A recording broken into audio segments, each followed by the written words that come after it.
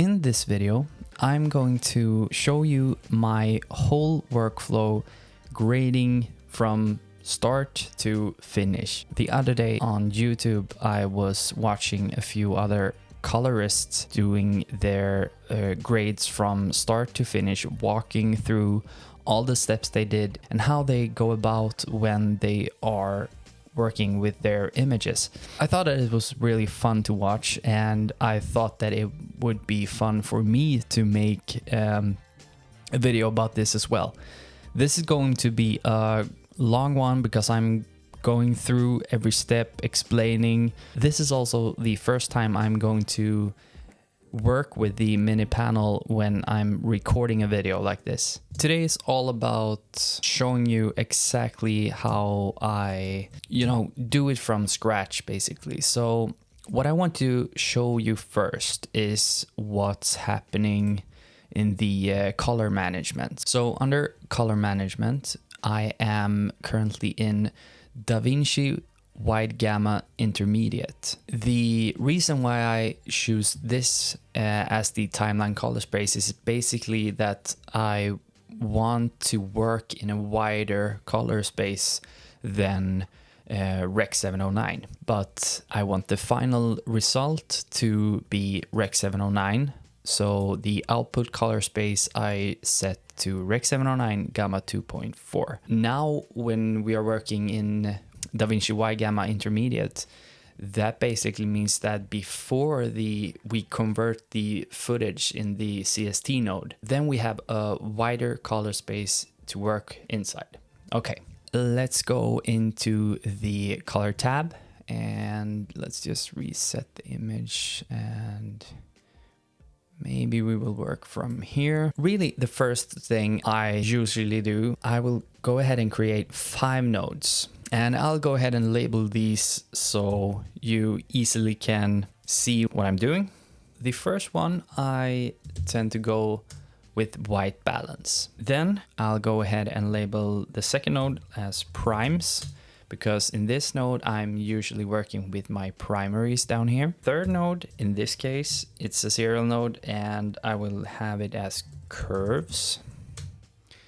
And the fourth node is my saturation, and the fifth node will be my CST.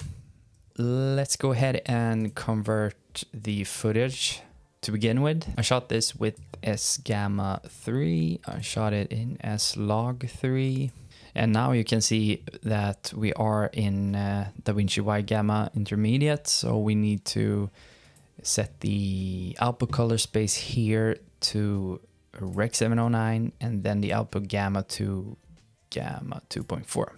Let's go ahead and change this to the parade. What I usually do is take a look at the scope, take a look at the image, where do I want it to go? So in this case, second node primaries, and I will go ahead and drag up the offset a bit. I want it to be a bit more brighter to begin with. Or actually a bit more in the center from the scope point of view. Then I'll go in and drag up the gain a bit, and at the same time going to the lift and go down.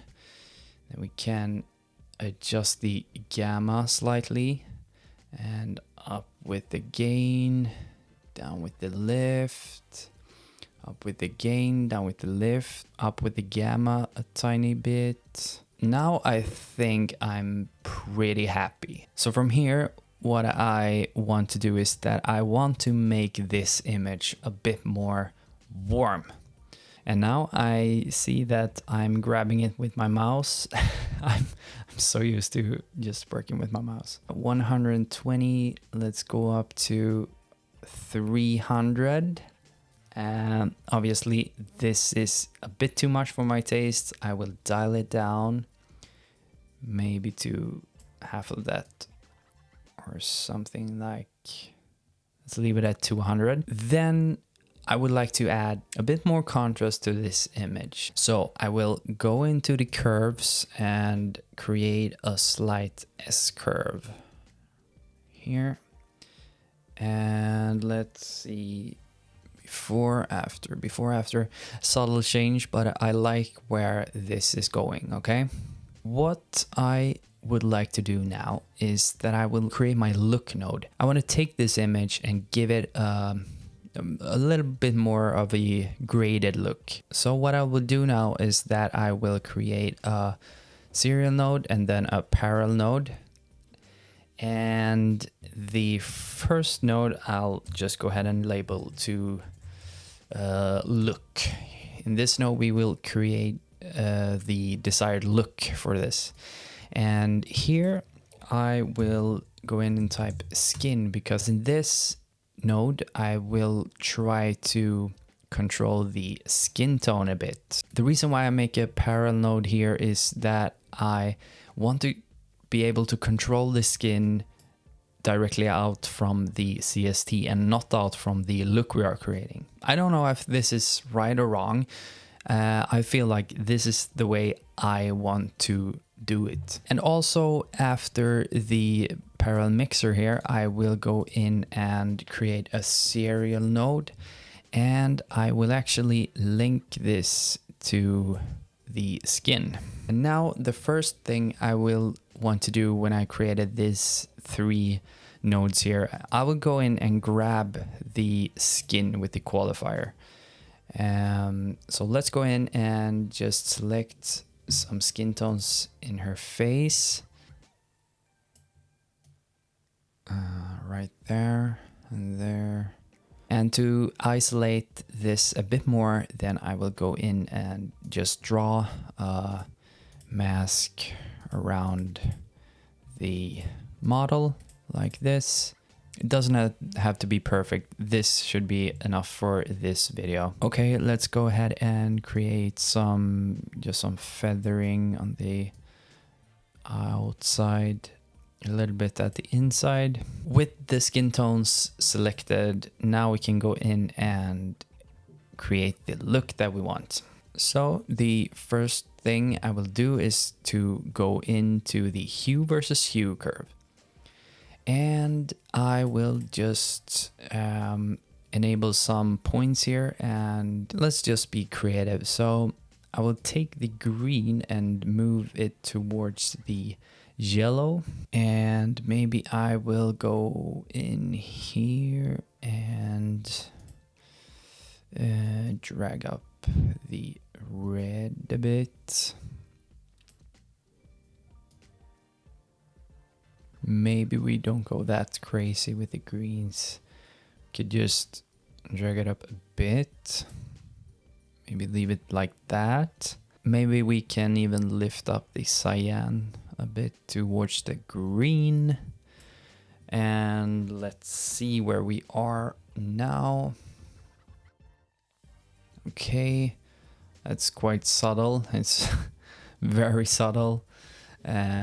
Let's go a bit more up with the red here. And then I will go into the curves again, the custom curve, and I will elaborate a bit with the blue, green, and red channels in here. So let's go ahead and bring up the blues in the shadows just a bit. Maybe drag it down towards the center again here. Take them out a bit towards the highlights. Go into the greens and maybe add a bit of green into the shadow as well. Oh, there I grabbed the blue. I want to grab the green and drag it down a bit here. Maybe we add some here. We take the reds and we drag them out a bit from the shadows. Add a bit in the highlights. Maybe like that. See where we are now. Yeah, now we're getting somewhere. I actually like this. This looks pretty nice. Kind of makes it a green tone or something like that. I don't know, but I think it looks good. It looks pretty good. The only thing that I don't like right now is actually the skin. It looks a bit it looks a bit heavy on the red side, but we can fix that. One more thing, I think I would want to add some more blue into the shadows areas, to the darker parts. Let's go ahead and try to get some of that. Maybe like this. Actually, the image looks a little bit more washed out right now. So I'll go into the curves again, and we link everyone, so we enable all the channels, and I will just adjust the contrast. So I will want to go down a bit with the in the shadows and go up a bit in the highlights and see where we are going. Maybe something like that. Let's go into the look again, disable, enable. Yeah, I'm liking this. Let's go in and try to, if I grab the greens again and drag them down a bit in the highlights, I think it would be nice. Yeah, maybe we add some red. Kind of like that, but I want to drag down the red here so we don't get too much of the red in the mid-tones.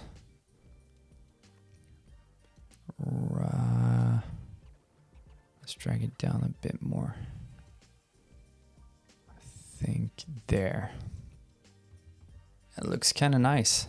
So now I want to check the skin. So I'll go ahead and go into this node here, and I'll drag up the vector scope, and let's go in and enable the highlights. So the skin tone indicator shows that we are pretty good, but I think we can make it look a bit more natural than now. Let's go out from the highlights and into this node with the skin. And here I will go into the hue versus hue. Let's grab her skin tone in the face. And let's see here. Let's click this point right here. And I will just move this with the panel a bit more towards the right. Then I will take this and drag it not up. I will drag it a bit down. Think like this. Let's go in here, enable the highlights, and hold here. Yeah, in the vector scope this looks a bit better in my opinion. So let's go out from the highlights again and go into the skin, and I think we're pretty happy here. Maybe we can add some saturation to the skin and see if that pops a bit. Yeah, 53 looks a bit better in my opinion. Actually, I really like the look that we have created right now. So if I just go ahead and take both of these nodes and disable them. So this is before and this is after. I think the look is pretty nice. Yeah, I like it. Let's leave it like this. The next step will be a serial node. In this serial node, I will go ahead and create the effect that I call the key light effect. I have a separate video on that one. So what I do here is that I go in and create a window just like this, and I will go ahead and place it over the model and make it a bit better like like this maybe. Again, I'm trying to work with my panel as much as possible. So that's why I'm a bit distracted. But I think that's good. And what I would like to do now is that I would like to invert this just like so. And then I will go into the curves and choose the custom curves. And right now I'm in the red channel. We don't want that. I want to hit this link here. So we get all the channels, and from here I will just go in and drag everything down. So we get a bit more focus on Malin, which is the model's name. From here, I'm not really happy with the effect we're getting. We're getting a bit closer, but I'm not happy. So I will go ahead and create a parallel node and basically just do... Oh, basically, maybe I want to copy this window and place it here, but I don't want the effect. Let's go in here and reset. And actually what I want to do with this node is the opposite. So before we do anything here, I want to go into the window again. I want to turn off the invert, and let's go into the curve again. And here we are going to go up with the curve instead. So we get some more pop. Just like this. Go ahead and disable them before and after. Before and after. And I mean, it's quite a big change, but I think it works. I think that it could have been a light hitting the model here. When I do this effect, I always try to think about, could this be lit by a light in real life? Does it look like it is a real light? And I think it's fine. From here, I would like to add the glow effect. What I'll do then is that I'll create a serial node. Let's drag it down here. Wouldn't it be nice if you could move these in and out points, in point and out point, like around, so you could create the perfect node tree? I would like that. Oh, actually, I'm not labeled any of these nodes, so let's go ahead and just label these real quick. So skin check. Oh, sorry. Yeah. Skin check. Here I only checking the skin. Like here we are doing skin and we are doing the effect of the skin. Here we are just checking the skin from the output of both the look and the skin adjustments. So this is only checking. Let's label it key light. And yeah, key light 2 if you want. And this one is the glow. So effects, favorite, glow. I go down here, shows soft lights, drag down the opacity, drag it back a bit, open up the threshold or drag down the threshold so we get some more effect, and drag down the opacity again. And maybe somewhere around here. It's pretty nice. Disable, enable. Yeah, it looks pretty good. It looks a bit more softer in the highlights. Let's use the parade here. I'll go into the primaries again with the glow. You can see the whole image just gets somewhat more contrasty, but also it darkens the image a bit. So let's go ahead and get the image up again a bit. So I'll just go in with start with the gamma and drag it up a bit. Maybe I'll go in with the offset and just try to drag it up first. Then I'll go back to the lift, down a bit, and also the gain I will drag down just a bit, like that. Maybe I will try to lift the lift. I'll go up with the lift a bit and down with the gamma somewhat. Try maybe around there. Up with the lift, down with the gamma again, a bit down with the gain. See where we are. Glow, disable, enable. Yeah, this looks good. This I really like. Now we're where we want to be. I will check the curves and I will just go ahead and disable that and enable. Yeah, okay. That makes a big difference now. Let's leave it as it is. I feel like it's adding a lot.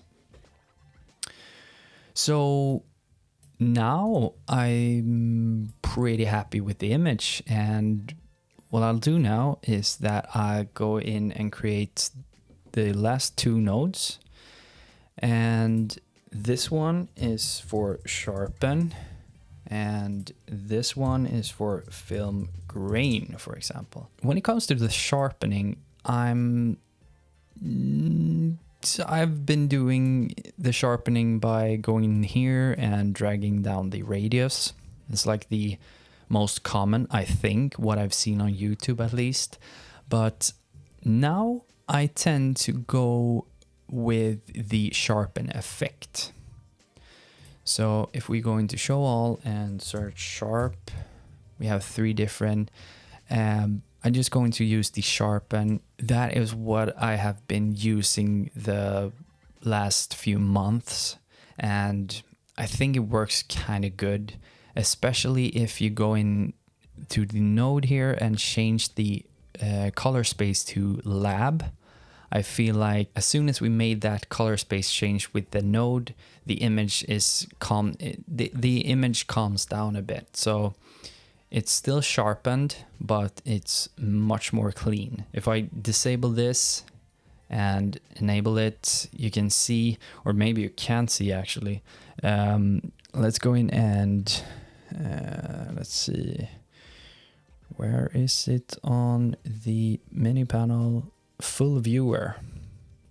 Maybe you can see it better here if I disable, enable, disable, enable. I mean, just take a look at, you can take a look at this part.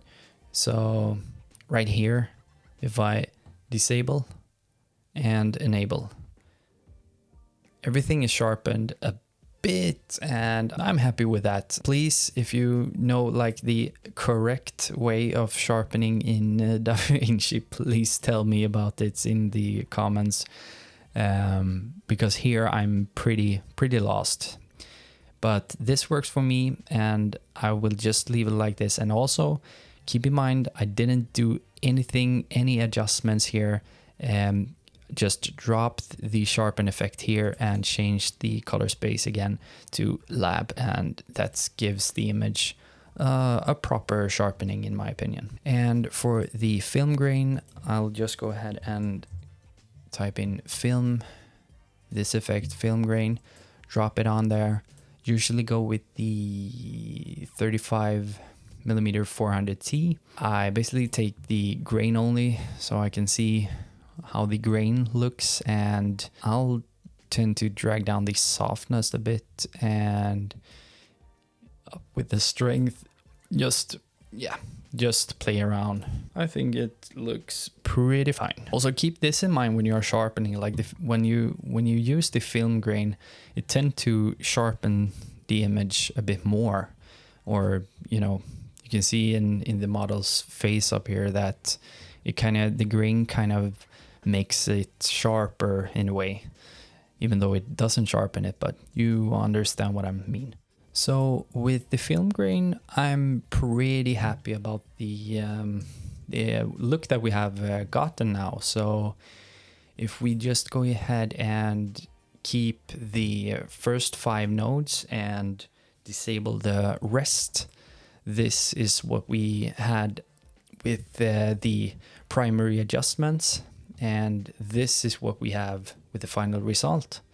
And I must say I'm pretty happy with that. And what I like about where we are now with the image is that it actually kind of the look node makes a real pleasing grade in my opinion. I might as well just save this as a power grade. So I'll grab a still and go into the gallery and drag this.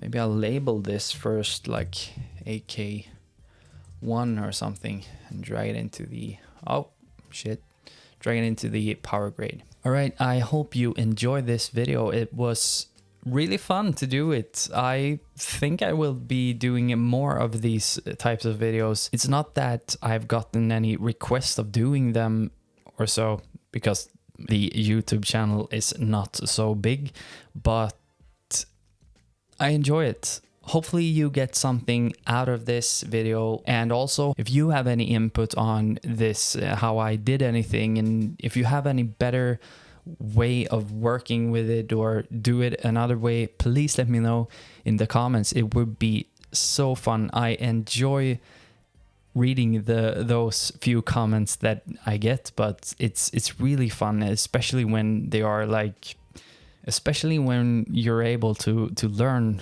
something from you guys. I'm able to learn something from you guys. It's amazing. It's making it even more fun to do these videos when you comment and stuff like that.